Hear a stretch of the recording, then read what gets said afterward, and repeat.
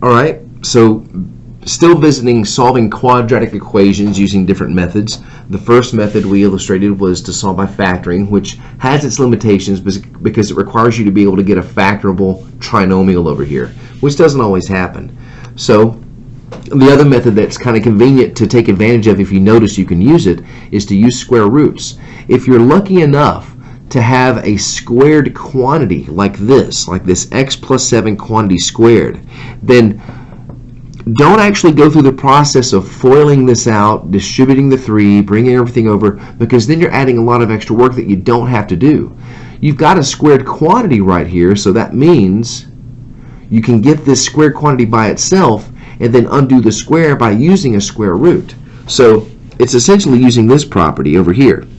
Draw a line. Let's say you've got u squared equals 25, and you want to solve this for u. Well, if you want to undo the square, you want to take the square root of both sides. So take the square root of u squared, it becomes u. Take the square root of 25, it becomes 5. Okay, but here's the question. Is 5 the only value that would satisfy this original equation? Is positive 5 the only number I can square and it become positive 25? There is one more number that you can square and get positive 25 in addition to this. It's also negative 5. So here's the rule to remember when you're solving with square roots. Anytime you use a square root to solve an equation, you have to remind yourself to consider the positive square root that's always going to be included, but also remember the opposite, the negative square root, that's going to need to be included as well. So it's kind of common to put this plus and minus symbol in front of your solution to indicate that both positive and negative 5 are solutions to this equation right here. This equation is similar. You have a binomial that's being squared, but you can get into a format similar to this to use that square root property. So first thing you want to do is isolate the squared quantity. So in order to start achieving that, let's bring this 12 over by adding 12 to both sides, and that's going to give you 3 times the quantity x plus 7 squared equals 39 plus 12 is going to be, what, 51? Okay. And then you've got the squared quantity over here, but it's not completely by itself yet. Don't use the square property until you have it completely isolated. So this 3 coefficient that's multiplied here, bring it across, undo that by dividing both sides by 3, and that gives you x plus 7 squared equals, let's see, that's going to be 17. Now, you're not always guaranteed to have your perfect square variable quantity equal to a number like 9 or 16 or 25. It can, as long as it equals a positive real number, you're going to get real solutions.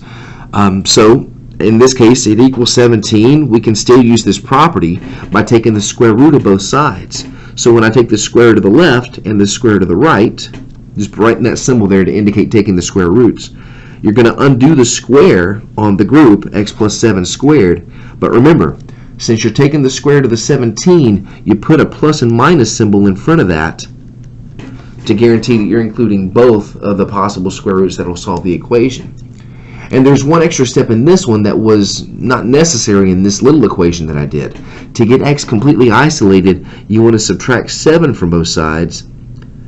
And since you already have a positive and negative root 17 on the right, the way you do that is when you have to bring a number over to accompany it, push it in front of the plus and minus symbol. So it actually reads as negative 7 plus and minus the square root of 17 as your full solution. So this is actually 2 separate solutions. And I'll go ahead and circle this so you'll understand that it's actually okay to state your answer that way, the way I've got it written here. But just to make sure everyone is aware, the 2 numbers this represents is the solution x equals negative 7 plus the square root of 17, and the separate solution x equals negative 7 minus the square root of 17. So if you ever wanted to check these answers in your calculator, you would need to approximate these separately and then plug them into the original equation to see if they give you a true statement. But it is kind of the convention to write the solution in one single statement like that. All right. Now, of the other 2 methods for solving quadratic equations that I mentioned, There's also completing the square that I do want to review with you, because you most likely have forgotten that. And also, obviously, the big guy, the quadratic formula, which is kind of going to be your be-all, end-all way of approaching most quadratic equations in your future. So, to solve by completing the square, what you want to do is you want to actually get a squared quantity like this to appear so you can use the square root property to solve the equation. See, this quadratic is already in the sweep form. It's already, everything's on the left-hand side, x squared minus 8x plus 2. It's set equal to 0, but it can't be factored. I mean, you can rack your brain trying to find two numbers that multiply to positive 2 that also add up to negative 8, but you're not going to find them if you're just limiting yourself to integers. So we can't factor it. So in order to use completing the square, here's the way the process works. You're going to rewrite the equation in a different form that we've done from the other ones. You're going to leave the x squared term and the x term on the left-hand side. Then what you need to do is give yourself about a finger's worth of distance right here. Then put the equal sign and bring the positive 2 that was on the left, bring it over to the right by subtracting it. Subtract that 2 from the right-hand side so you have that minus 2 already on the right. All right. Now, here's the way the process works. You want to complete this by making it a perfect square trinomial. You want to put a number right here that's going to guarantee that I can factor this trinomial that's going to be here as a quantity squared. Kind of like this x plus 7 squared in the previous example. So the way to construct that trinomial is this way.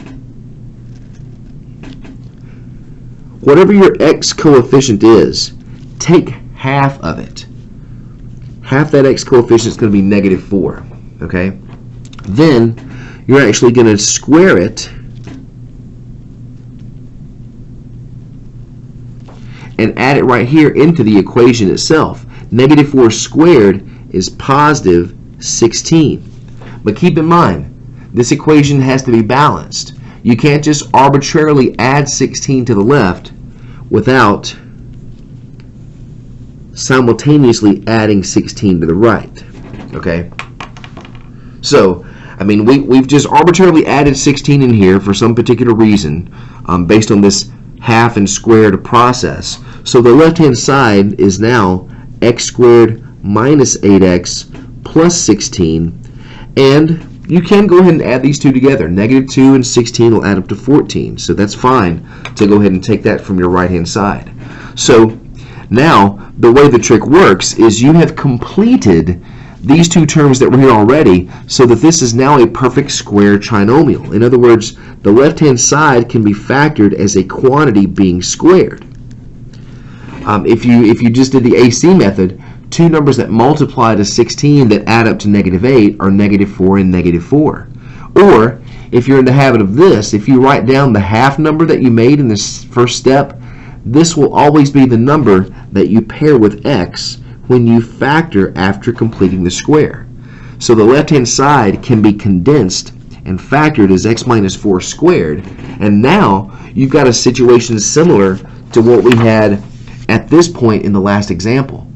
You're able to take the square root of both sides and use the square root property to finish the solving process on something that you couldn't have factored to begin with. Okay, so if I take the square root of the left and technically the plus and minus square root of the right, that gives me x minus 4 equals plus and minus the square root of 14. And always look to simplify the radical if you can. 14 doesn't have any perfect square factors, so that's as far as I can take it. And then you want to get the x by itself, add that 4 to both sides, and remember you want to wedge it in front of the plus and minus symbol. So your solutions are going to be x equals positive 4 plus and minus the square root of 14. Okay. Now, I alluded to checking the answer on the calculator a little while ago. Let me show you a pretty cool trick for checking some of these solutions on the calculator. Go back to my home screen and make sure I got everything here where you can see it. All right. So I want to check. You got to check them one at a time. You can't check both at the same time. So I'll take one of these answers, 4 plus the square root of 14, and enter it in here. 4 plus second square root of 14, and then hit enter. And the calculator gives me the decimal approximation, which is about 7.74165, keeps on going. So that's the decimal version of this irrational number.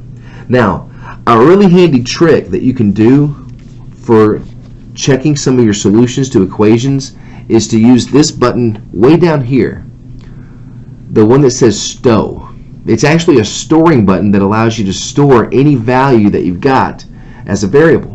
So if I hit the store button, it takes my previous answer, denoted as A and S, and it will store it as whatever letter you want to use. Well, if the easiest letter to get to is the button right here that uses X for when you're making graphs. I mean, you can hit the alphabet button and choose any letter that you want to use to store it, but I always use this just because it's easiest to get to. And when you hit that, it should pull up the letter X, and then hit enter, and it will show you the value that you just temporarily assigned to the variable X. Okay? So now what I want to do is see, how does this value of X work in this original equation up here, the first equation we started with. Anytime you're checking an answer to an equation, always go back to the original equation as often as you can. So since I've stored this value of my solution as X, I can just type the equation in the way I see it right there. X squared minus 8x and then plus 2. Now, if I'm using the value of X, this 7.74-ish number, which represents one of my solutions, when I hit enter, it should show me that this should equal 0, because that's the beginning statement that gave us these solutions right here. So if I'm actually testing that value into this statement, it should equal 0 if it's a true statement. So when I hit enter, it'll evaluate this expression that I've got typed in here with this number for X, and hitting enter gives me 0. Checks out. 100% confident. So now you're welcome to also check the 4 minus the square root of 14. I'll leave that to you, but it's handy to know how to use that storing trick on the calculator to store values as the variable X, or again, any letter that you want to using alpha A or alpha B, and then typing in the equation to check your value of X to see if it's working. All right. Okay. One more thing to review before we're done with quadratic equations. I need to remind you about the quadratic formula. You should already have this committed to memory, so let me go ahead and remind you. X equals, open up a big fraction bar because you've got numerator and denominator. The numerator leads off with the opposite of b plus and minus the square root of, big square root needed, b squared minus 4ac, all divided by 2 times a. If you do not have this committed to memory, you are ill prepared for this class. This needs to be very well etched into your memory because, again, this is the review section of pre-calculus. We haven't started any pre-calculus yet. This is just the algebraic skills you need coming into the class. And this is a big one right here. Being able to solve a quadratic equation by plugging in the correct values of a, b, and c into the quadratic formula.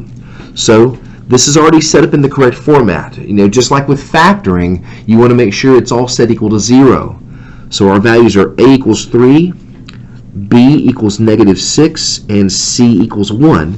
So I need to place all these values in to the quadratic formula, and it will generate my solutions for me.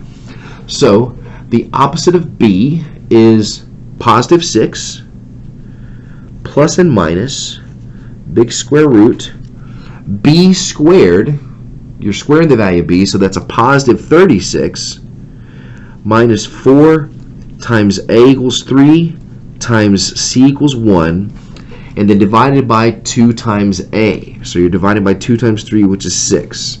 Now, the correct order of operations is to simplify the radical first.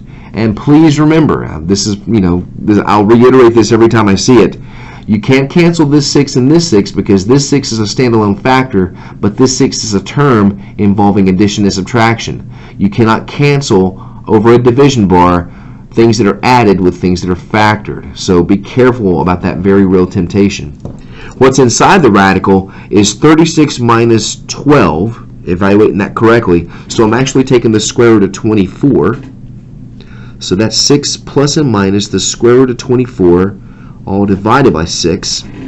Then simplify your square root of 24. That uses 4 times 6. So I can simplify that radical as 6 plus and minus 2 square root of 6 all over 6. And then to reduce it to lowest terms, separate your numerator to make two separate fractions out of this. 6 over 6 plus and minus 2 square root of 6 over 6. And then your final solutions for x will come from these two fractions reduced. 6 over 6 is 1, plus and minus 2 and 6 are reduced, so your second half of the answer will still be a fraction, but it is sufficient to leave it that way.